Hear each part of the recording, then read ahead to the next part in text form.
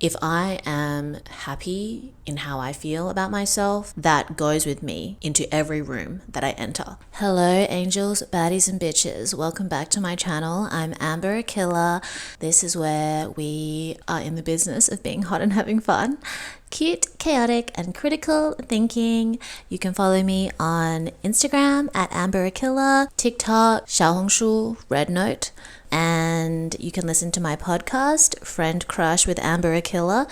At the moment, there's occasional voice memo bonus episodes that are also posted on Patreon at Amber Akilla. And the audio version of the videos are also posted on Spotify and Apple Podcasts. If you want mixes and playlists, you can follow me on SoundCloud and Spotify at Amber Akilla. And yeah, I hope everyone's doing well. Today's video is about the philosophy of being hot and having fun. So I have a previous podcast episode on this that I did a few years ago, I think. And this is kind of like a reintroduction / revision. To be honest, I haven't re-listened to that podcast episode because I just want to share my thoughts as they develop. And once I've thought about something, recorded it, edited, posted, I don't really want to revisit because I'm already on to the next thing. So for context, I dealt with a lot of depression and anxiety when I was younger. And in spite of those things, there was always a part of me that was like, you have to figure out how to be happy. You have to figure out how to slay. I didn't even know what slay was, but I knew that that's what I needed to work towards. I wanted to live a life where I felt in control of the choices I was making, of my own self-concept, and of my happiness and of my outcomes, or at least improve the tools that I had to navigate life in a way that allowed my experience to feel like I was growing and learning and contributing something positive, and I was adding to the vibe, not taking away from it. And the anxiety and the depression that I felt stemmed a lot from a lack of awareness around the stories that I would tell myself, whether that was my physical appearance, my capabilities, my ability. At the end of the day, what defines the human experience is storytelling. It's the story that we tell ourselves, the story that we share with other people. Communication is the key to connection. For the purposes of this video, being able to frame being hot and having fun as like your mantra or this affirmation that you return to, and the story that you write around this philosophy for yourself and how you define it, I think can be really helpful, because it's not that you have to have 100% self-awareness at all times and you need to know exactly what you're doing and what is going to happen. I've mentioned the 80-20 rule in previous videos. If you feel like at least 80% embodied in who you are, being intentional with your decisions and your actions, then you can leave space for the things that you can't predict, and that 20% space might grow and expand along with the 80%. It's not static by any means. The information you have today can change and develop tomorrow, and just allowing that space for flexibility, allowing yourself to adapt to new information rather than thinking that there's some singular answer that's going to free you from the anxiety you might feel or the depression that you might be experiencing, and just being self-compassionate so that you have room to grow. You give yourself room and space to grow. Anytime I was in the depths of my depression, I would say to myself, I was not born to be ugly or have a bad time. And the premise of being hot and having fun developed out of that. I'm a Pisces moon, I'm very emotional, even if I have a Leo rising sign, but I'm fighting demons in my mind, okay? So I was not born to be ugly or have a bad time. And that would just kind of snap me out of any negative thought spiral that I might be entertaining myself with.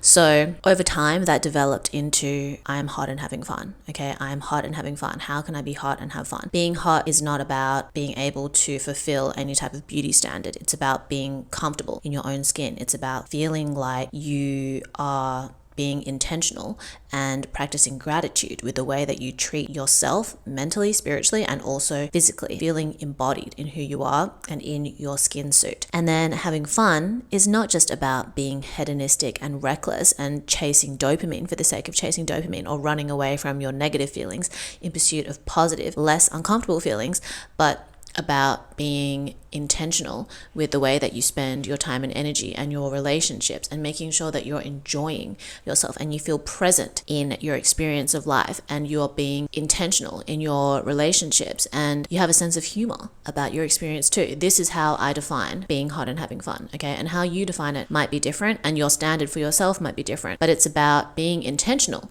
with these standards that you have for yourself and in the pursuit of these standards and enjoying the process. It's not about projecting into the future and saying, I'll be happy when I have this, when I look like that, when this person can validate me, when that person can validate me, when I have this many followers. It's about turning to yourself. How can I be hot and have fun in this moment? What can I do today that's going to be in service of the best version of me tomorrow? And you're not always going to get it right, or it's not going to be perfect, and it's not going to be linear, but at least bringing awareness to that means that you're putting yourself in a better position moving forward, and you can take accountability and personal responsibility for the decisions that you've made. Whether you realize later down the line that, okay, you have new information and you can adjust your approach, or you realize that you've done the best that you can and you're proud of how far you've come, regardless of whether you met your expectations or surpassed them or fell slightly short of them. But I think that refocusing your attention and your energy back to yourself and the standards that you have for yourself and self-affirming that, good job today. I'm grateful today, rather than waiting for someone to give you permission, waiting for someone to validate you, is the key. If I am happy in how I feel about myself, that goes with me into every room that I enter. And then I read the room and I communicate and attempt to connect accordingly. I'm presenting myself authentically and I'm adjusting accordingly. If you are constantly defaulting to the outside world, to other people, to spaces being safe for you to enter, you're forever beholden to the whims of the environment that you're in. But if your inner environment is being calibrated to a standard that you can approve of, to a standard that you're proud of, then that carries with you wherever you go. Okay, wherever you go, what's that saying? Wherever you go, there you are, or whatever. And that's not to say that you don't value validation from others, but to what degree? Okay, is it 80% validation from others, 20% self-validation, 99% validation from others, 1% self-validation, or is it 80% I'm feeling good and I want to share that with the world around me? And if the way that I feel can be expanded upon and appreciated, that further entrenches this feeling for me and a sense of satisfaction and a sense of achievement. That's being hot and having fun, okay? It's not I'm miserable and I'm entering spaces waiting for someone to make me feel good. That's when your locus of control is focused outside of you. When you're hot and having fun and you're looking for other people that can share that with you, it's much easier to differentiate and tune into your intuition and your inner voice and make decisions according to that. Because everyone is on their own journey. Everyone is going to have their own life philosophy. Everyone has their own standards that they get to define for themselves, but we live in a society that preys on your insecurity and wants to make you think that your happiness and your joy can only come from the achievement of external things. And it is a balance between both. It's not that you completely discard and disregard the world around you, but bringing an awareness to the ratio of where your energy lies and where your validation comes from. So how do you define being hot and having fun? I recommend writing it out, hot and having fun, 2025, hot and having fun, whatever month you're working on. And then a list of things that you want to embody and a list of things that you can do to cultivate those traits, cultivate that vibe. Hot Girl Habits is like a very foundational video, I guess, to this channel because I talk about thought dumping, meditation, digital distancing, digital hygiene. So I have a comment on a previous video that I did, 30 things I learned before 30 that keep my brain wrinkled, part 2. So I've thought about what my version of being hot / having fun is, and I think I've narrowed it down to be funky, fierce, and financed. I think those words align with my values, goals, and authentic self, and I think maybe this can help me live more intentionally. Funky, as in having fun, trying new things, or not being afraid to do things my own way. Fierce, I relate to being confident and or standing up for myself and can also describe my appearance. I know this word literally means aggressive, but I don't mean it in that way.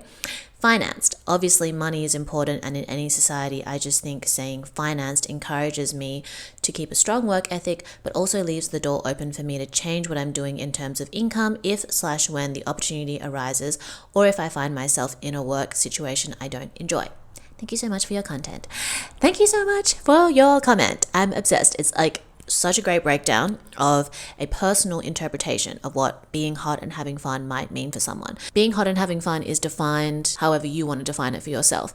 And noticing and affirming yourself when you realize that your experience has been in line with being hot and having fun, and noticing when it's not in line with being hot and having fun. It's not about everything just being hot and having fun all the time. It's about creating a barometer and a system that allows you to reflect and recalibrate and reassign, realign your time and your energy, that allows you to navigate spaces where there might be certain standards and expectations that you want to work towards or you want to be able to take advantage of. Not every rule is set in stone. They're just a guide. Knowing your positioning when it comes to any particular part of your life, any particular external standard, allows you to make decisions with intention and that are in service of you getting your needs met, and also being able to make a contribution to the world around you, making a positive contribution. That's such an important part of self-confidence that I have mentioned before, is always overlooked. What is the purpose of your pursuit of being hot and having fun? It's not about living a life that is just self-serving, but it's about prioritizing yourself so that you can be of better service to others. And this is a constant process and journey, and being able to readjust and being adaptable is really important, and just having fun with it.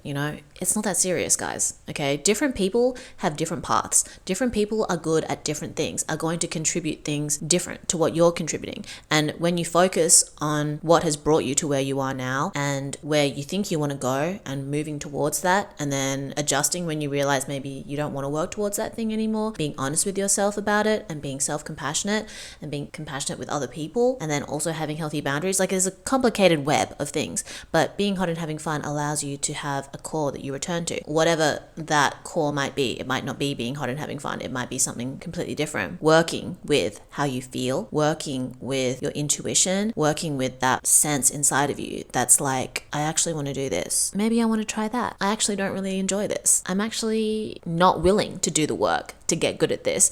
And I don't think that this is the answer that I thought I needed or wanted in order to be happy. Asking yourself those kinds of questions, being honest with yourself. You know what? Maybe this relationship is not what I expected it to be. Maybe this person is not who I expected it to be. And then other times it's like, oh my goodness, I'm so grateful for this person. I'm so grateful for this relationship, for this opportunity, for this experience. Taking note instead of just letting your thoughts run from you, letting your emotions dictate your life rather than guide you. Thoughts, feelings, actions. What is the relationship between these things in our lives, and how are we engaging with our experience in a way that brings us joy and can facilitate other people's joy? And it's not going to be that everybody loves you, everybody wants you, everyone is compatible with you either. You narrowing and focusing in on who you are means that you can just focus on what's important rather than thinking that you have to cast an extremely wide net.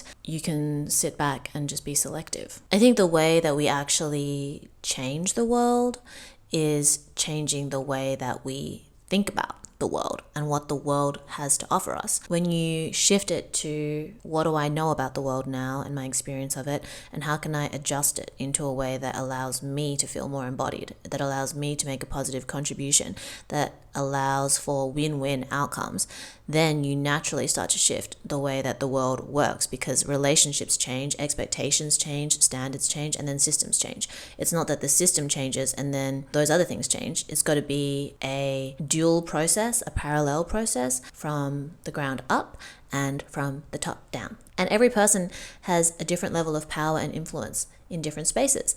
And when you are embodied in who you are, you can make the most effective contribution. And that can be small, that can be large. It's not that serious, but it is that serious. If you're having a good time and you are vibrating at a frequency that inspires and motivates other people to take action and take personal responsibility and to do the same, that is felt beyond just your immediate circle of influence. If you're in a good mood, and you treat someone from a place of compassion, that allows space for them to do the same. And there are some people that aren't going to pick up what you're putting down, and being real with yourself about that so that you don't continue to invest your time and energy and meet other people's needs at the expense of your own is also important. They're not ready. That's okay. Sometimes you're not ready, and that's okay. And it's going to be okay. So live, laugh, love, and learn. Follow me on all the things at Amber Akilla. Subscribe to the podcast, Friend Crush with Amber Akilla, or the Patreon at Amber Akilla. Let me know what you thought of this episode. Stay hot and having fun. Tell your friends and family that you love them. I love you lots, and I'll speak to you soon.